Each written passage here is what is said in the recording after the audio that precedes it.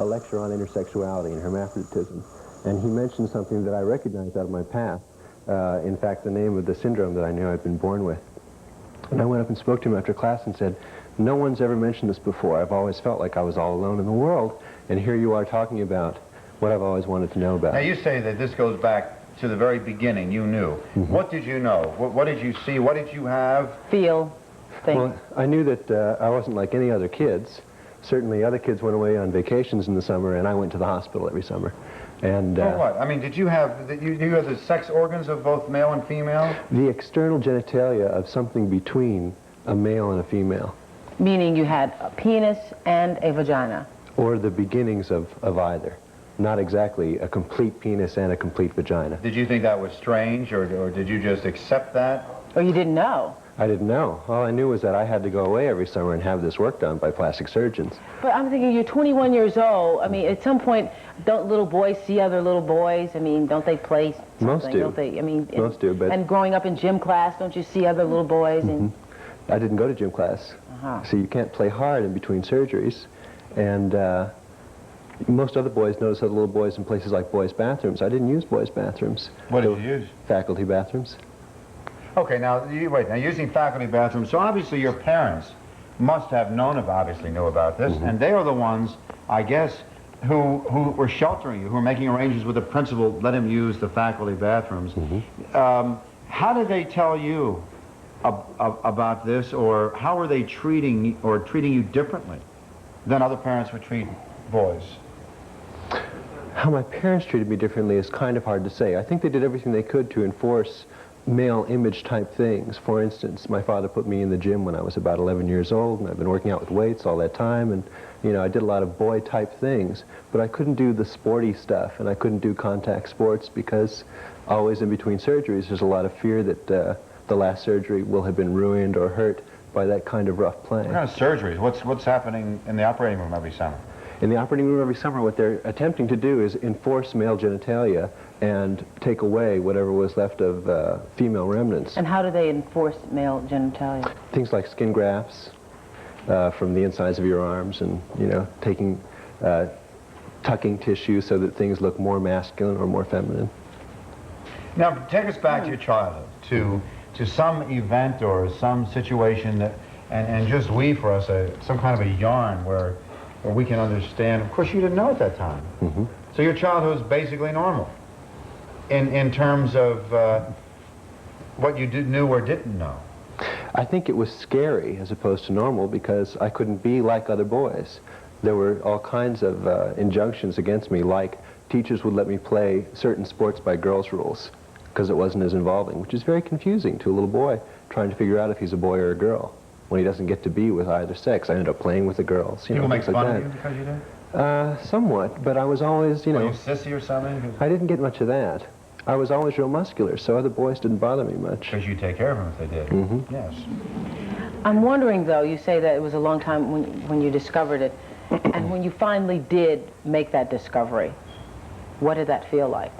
It was like... Did you feel like freak, different, weird? Well, it always felt pretty freaky and different and weird because all the messages were there. You know, I wasn't allowed to be with people who were like me, and certainly there weren't anybody around who was like me. But when I found out what was happening and started doing the reading, I felt like I'd finally found out what was happening in my life. I finally knew what I wanted to do with myself. I finally knew about what was happening to me after all these years, and I had a real direction. What was that direction? What did you want to do after you found out? I wanted to make it clear to other kids who grow up like me that it's not necessary to do things like commit suicide as soon as you come to puberty, because you realize that for one reason or another you might be sexually or socially incompetent. Does this mean that not only do you have the outward genitalia, but you have ovaries, and, you know, at the time of puberty, would you develop breasts, or would you, I mean... Some kids who are born with hermaphroditic syndromes are like that. I was not. But there's a whole range of hermaphroditic syndromes. You did not have ovaries or anything? No, no ovaries. I had testes, but they weren't clearly there. They weren't apparent when I was born. They were still up where they begin embryologically. Has that all been straightened out finally, or do you still go in for surgeries? I can take another surgery at any time, but... You mean you need another one and it's optional when you do it? It's optional when I do it. What to do what? I mean, how fixed are you right now, or how repaired, or what do you call it? In the Straightened out? Well, I would say repaired. But How certainly, repaired are you? In the words of the head of urology at San Francisco General, he recently told me that I'm as good as any man in his eyes. Are you? I believe so. Well, that's good. Yeah.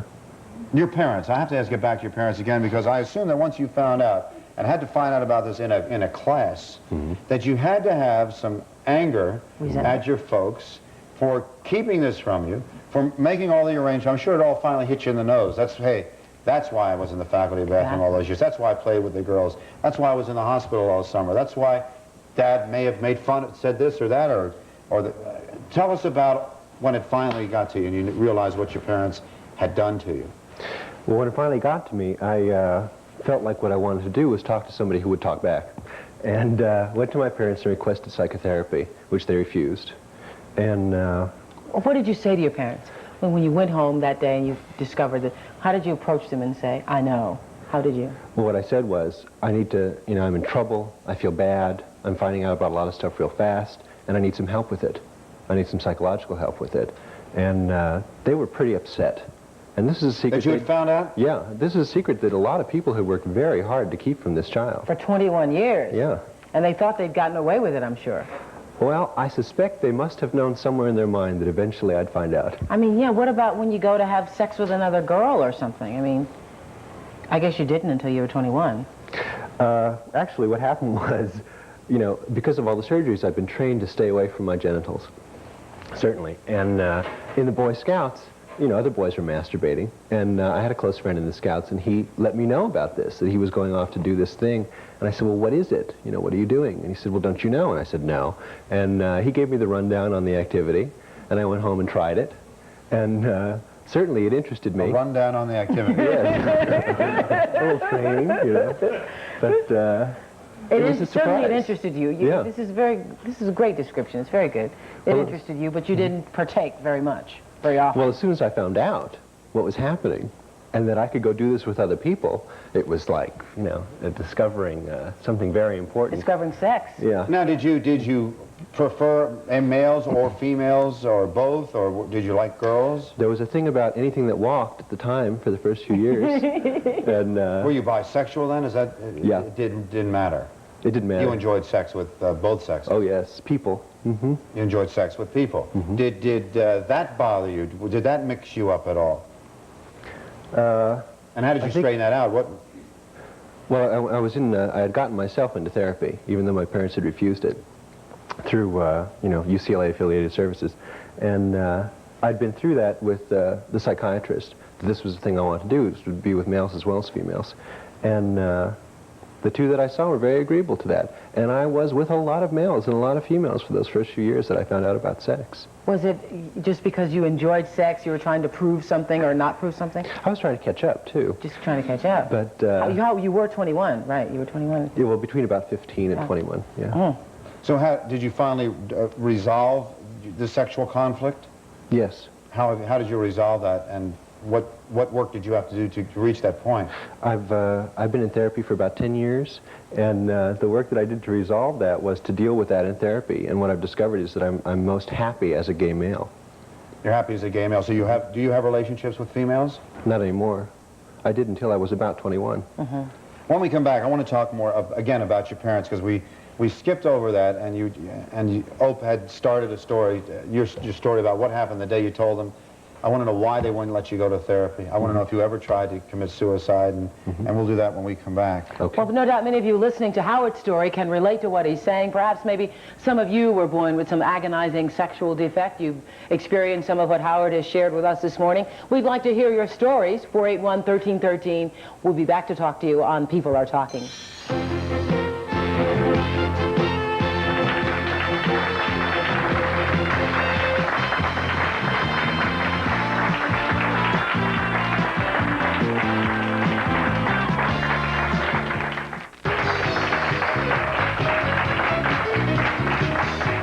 Talking with Howard DeVore today on People Are Talking, born with the sex organs of both male and female.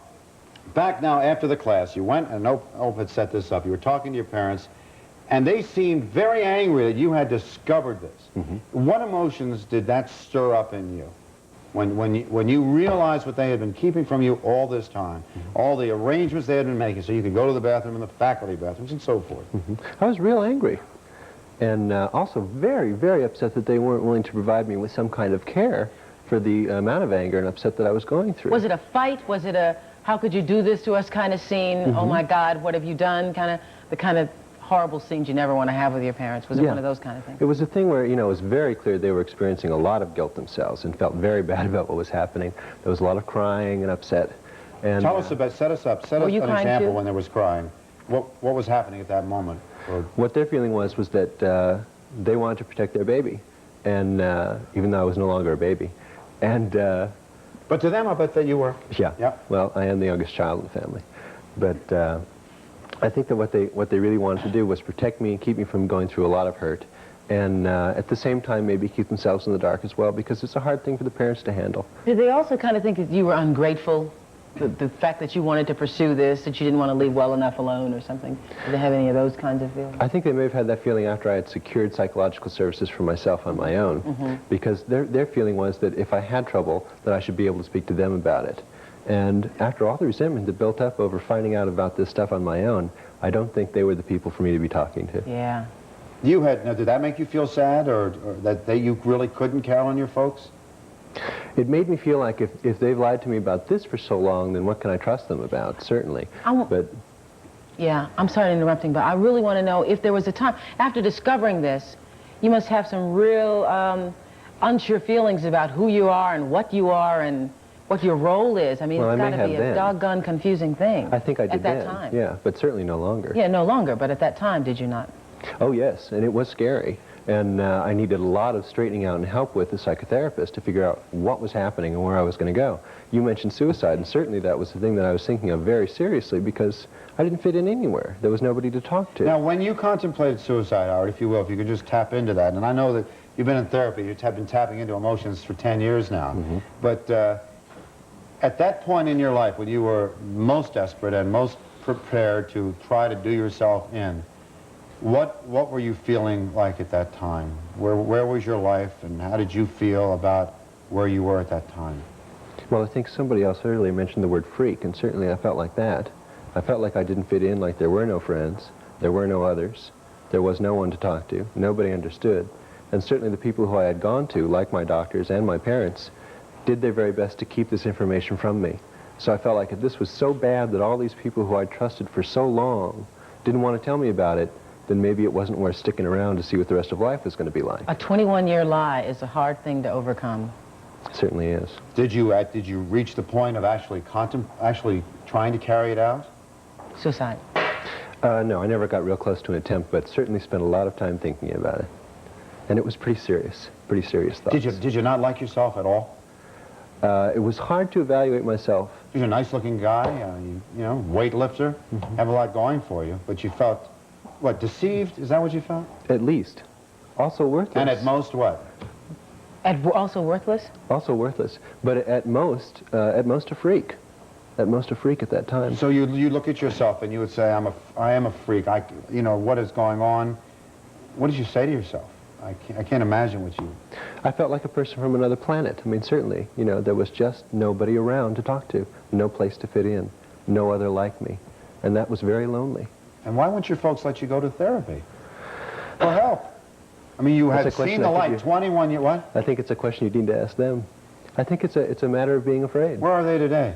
They're in Los Angeles. Are they pleased with how you turned out? It's too early to call them. Yeah, yes it is. Are they pleased with what has happened to you over the 10 years? Are they now pleased with the therapy and what you've done with your life? I think they're very happy with what I've come to in my career goals and as a result of the therapy, and can be proud of me at this point. Do you believe that being proud of you is sincere, or do you have these constant doubts because, I mean, you have a 21-year indelible stamp of the way your parents treated you.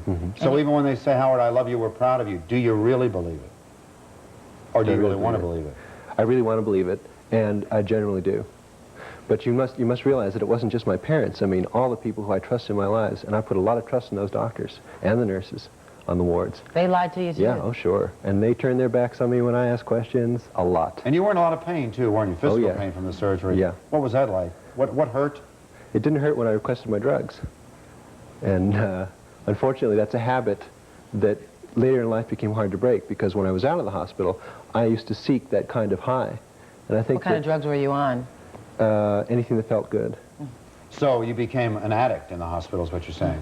I think that as a result of hospitalization, addictive habits were something that I became attracted to. And you took drugs on the outside? Do you still? No. How long did you take drugs on the outside? And what did you take? Anything? Uppers?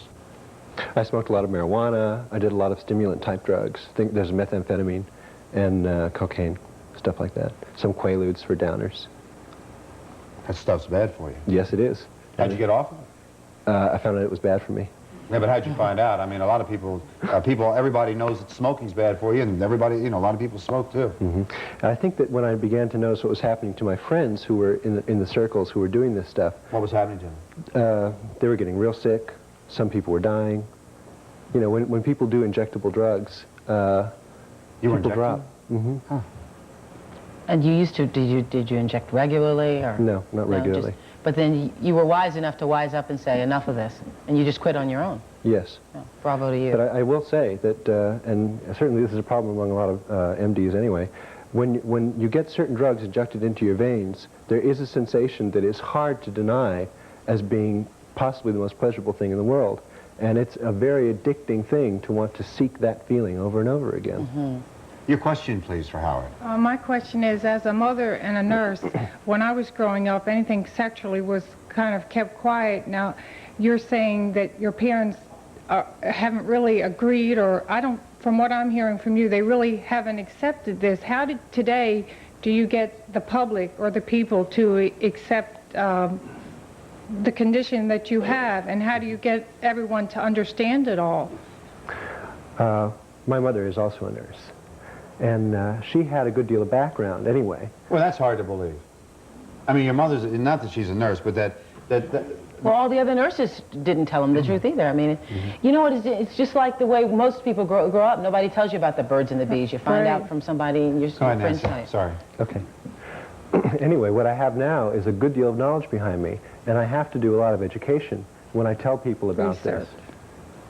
So that's the way that I make it easy for people to understand what's happening to me and what I've been through, just by having the facility of the words behind me so that I can make it clear to them. Did your parents tell you about the birds and the bees? I mean, was there... After I demanded so. I had to demand How old it. were you when they sat, did your father sit you down and, you know, He didn't sit as me fathers down. do to sons and say, let me tell you, son, you know, like you did with the boys. Yeah, I tried to tell my boys about that, and they said, Dad, if we need advice, we'll call you. That's true. But you sat down at what age? I think I was about 16 or so when I finally convinced him that he had to tell me. Well, how'd you try to convince him? And what did you want to know? What'd you say? What I said to him, really, which one shall I answer? Answer them all. Okay. What I said to him was, you need to tell me about the birds and the bees now. You know, because I knew he had had this talk with my older brother a few years earlier. And Did you call it the birds and the bees? yes, Okay. because I wanted to make it a little easier. Okay. I didn't want to be too confrontive, and it took some work because there was a lot of feelings of not wanting to move that fast with me. They wanted to keep me. At 16, even. Yeah. And I was out there doing stuff. Were you already, I was going to say, were you sexually active at that point? Oh yeah. From the Boy Scouts on, you mean? Oh yes. Yeah. We'll be back with some of your questions, and meet Dr. John Money, world-famous sexologist, in just a moment.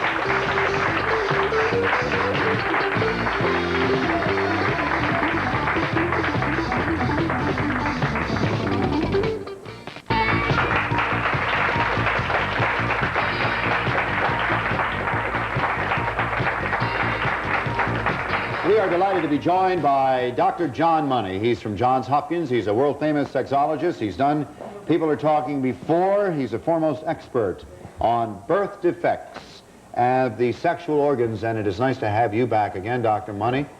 It certainly is. How many hermaphrodites are there born in this country? Nobody in the United States keeps figures on it, so there's no absolute certainty, but Why? I would think we would keep figures. We just would. I would have thought so too, but we don't. We don't. Thank you. But it's probably about as common as when you don't get finished with a hair lip and a split palate, except that it's down in the nether end that you get the lack of either closure or proper opening. So I would say, well, first of all, you get some of the very hidden kinds, and those are known to be 1 in 500 births of male babies. And what might happen? What There'd is be a the little hit bit of, what will you tell me? Well, in that particular case, the chromosomes are unusual. Instead of 46 or 47, and you have 2 X's and a Y, and you're supposed to have only 1 X and a Y. So you could call it chromosomal hermaphroditism. And in that case, the male sex organs are there, but they're very imperfectly developed and very small. And then in the other type of hermaphroditism, which Howard has been talking about, you actually have an anatomical abnormality. I know that you're all very interested in numbers. I would guess that it's somewhere between 1 in 2,500 and, well, we'll make the upper limit 10,000, but that's too Numbers high. only in the sense of we would like to at least Is this be able rare? to know how frequently people are born with the beginnings of the sex organs of both sexes, and you suggest that it is fairly frequent.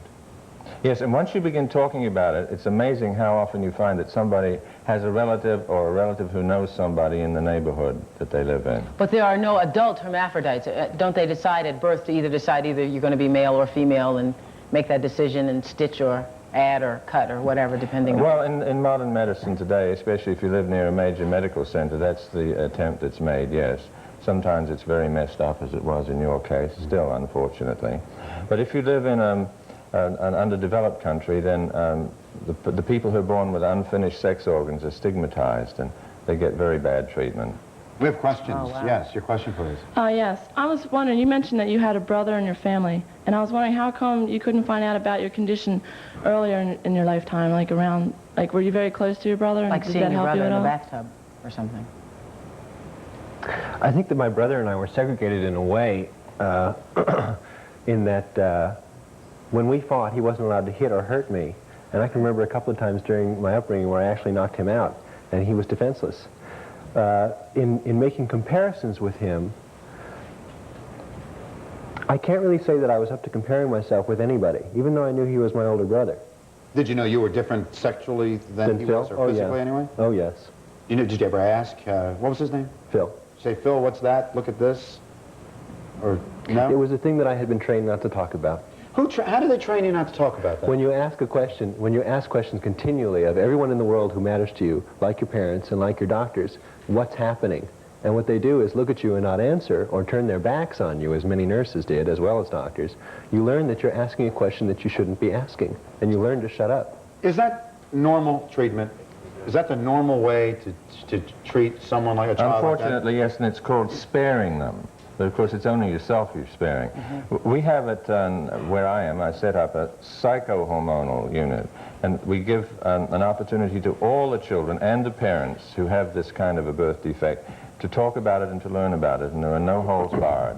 Well, don't you think, too, Dr. Mundy, it's because of the way this country feels about sex anyway? I mean, for the most part, parents don't talk to their children about sex, and they don't want their children masturbating, and when, sometimes when mothers see their little boys masturbating, they slap their hands and They stuff. cut it off sometimes. They cut it off. I have cases like that. Oh, Dr. Money. They cut Really? Yes. Parents who I had a case catch just- their children masturbating? I had a will- case just 2 weeks ago where a You little always- boy was sent in to have a circumcision to punish him for masturbating at age 5. Oh, that's still going on. What you're doing is painting a picture of a lot of really... Parents who are afraid of Mean- sex, or they think it's evil, or they think it's bad? Taboo. Taboo. Taboo. So you could have been really, it's good that you were mentally that you turned out okay. Took some Have you work. turned out? Are you okay? Yes. What does Oh, that yes. mean? You can tell that by talking to him Yeah, right I mean, here. Yeah, but I want to know if he feels he's okay. I mean, he can talk. He might have talked well when he was 20 also. But I mean, how do you feel you've come along now? And what's your life like right now? You're going to be 26 soon. I think my life is real good. I'm really enjoying life quite a bit. I think that it took a lot of work, and I think that I had to do a lot to find competent surgeons in this area, because certainly I dealt with a lot of very incompetent surgeons, people who didn't know what they were doing and were trying something. And I don't think that's uncommon either.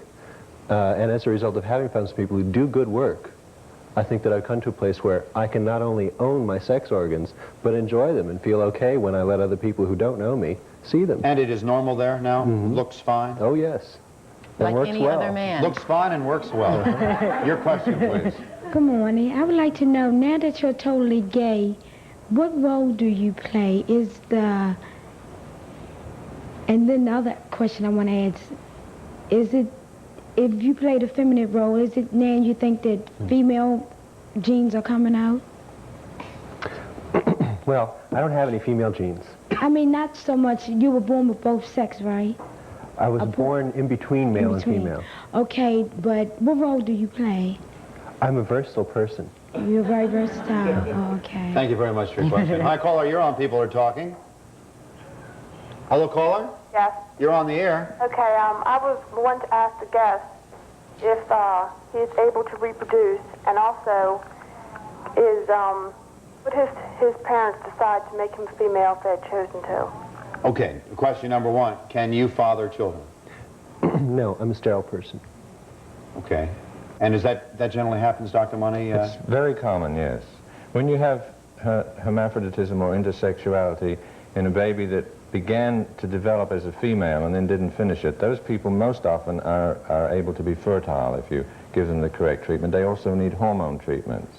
But when it's the unfinished male baby that is the form of intersexuality, it's most often that they are not fertile. Would you like to be able to father children? Not really. Not really. And the woman's second question was, your parents, if they had chosen to, if they had chosen to make you a female, is there an option there, John? Yes, if you begin almost literally in the delivery room, because as soon as parents are told you have a boy and they start using he or vice versa she, then they have to have a complete laundering of their brains to change over, and it's very, very difficult. So you really have to be right there in the delivery room in order to say, we can't make a decision yet, we will know for you in 3 days or however long. Does that happen where they don't know and they say, we'll let you know if it's a boy or a girl in 3 days? Unfortunately, that's what should happen, and once in a rare while it does, but most of the time somebody guesses, and then that makes the trouble. Hello, caller, you're on Channel 13's People Are Talking. Hello? Yes, you're on the air. Yes, Dr. Money, I have a question for you, please. One of the renowned plastic surgeons there at Hopkins made the statement once that if one can't change the mind to fit the body, then we change the body to fit the mind. Exactly what kind of testing are done at birth to assure that the right decision is made? Well, first of all, you do a regular workup of diagnostic testing to find out what kind of a medical condition, surgical condition you have. But when all is said and done, the most important decision that you can make is how can you rehabilitate this baby, or the proper word is habilitate, so that when the baby grows up to be a full-grown person, it will be possible to have as normal a sex life as possible. And you do, in fact, have some babies that are born with the perfect sexual appearance of a female, but internally they have 2 testicles. And you never, ever make those people into a male because they have no penis at all. They have a clitoris and a vagina. And they make wonderful women. And they develop even their own breasts without any hormones. Well, do they ever tell them that they have 2 testicles up there? Well, in the day, today is the age of informed consent and of the freedom of information, and everybody finds out. He found out from reading at school. So nowadays, I do not try to keep any secrets from patients because I have learned from them that they resent it immensely, and Howard has told us that too. Now, I had asked you earlier, and we never got a chance to answer. If your parents had so chosen to make you a female, could you have been? Actually, that's what the doctors recommended, because it's easier to create female genitalia surgically than to enforce male genitalia. It would have been easier to make you a girl. But my chromosomes are XY, and they stuck with my chromosomes, thankfully. I'm glad to be a boy. Why? Because I think I think that the consciousness in this head is a male consciousness. But that's because of what you were raised to be and all that other stuff. Well, you know, that's an your argument. surroundings. That's an argument. Oh, I could argue for hours. Don't You know, we talk about it? you can say it's socialization or it's inborn, and I feel like I'm a male person, and I'm glad that I ended up with male genitalia. Did you take hormones? Because your voice, you're so muscular and your voice is so deep. So, you know. No, I'm lucky. I didn't have to take hormones. Well, I'm glad you were a boy too then, because as a girl, it wouldn't have done too well. Your question, please. Yes, you mentioned that you had a lot of physical pain doing your operations. Do you still experience any physical pain with having sex now? I don't experience any pain during sex. I can say that there are some spasms and things that occur as a result of who I am and how I was born that come and go, and I have some little muscle relaxants for that. Spasms? Yeah, bladder spasms and sphincter spasms. And you are happy now. Mm-hmm. And are you glad that this is your first TV appearance? Are you glad you came on television today? Yeah, I'm especially glad because if there are other kids who grew up like me who are happening to see this, they're going to get the chance to know that they don't have to grow up and kill themselves. They don't have to grow up and be unhappy. They can get help.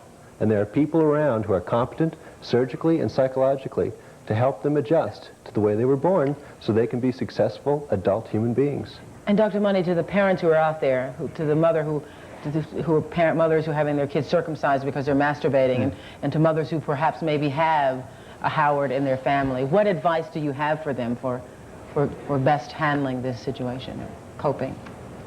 Well, obviously they're going to need some help, so you find the best people to help, and the best people are those who've had a lot of experience. And Baltimore's a lucky city in that respect. That's true. Hopkins, yes. We want to thank you, Dr. Money and Howard. It's very nice meeting you. We're glad that you're happy and that your life has been straightened out. Sorry we couldn't talk to your folks, but I know you're not. Yes. When we come back, we're going to meet Dorothy Finkelor, and if you are a grandparent or might be someday, we're going to talk about the liberated grandmother. So get your calls in, Grandma. 41 1313. We'll be back.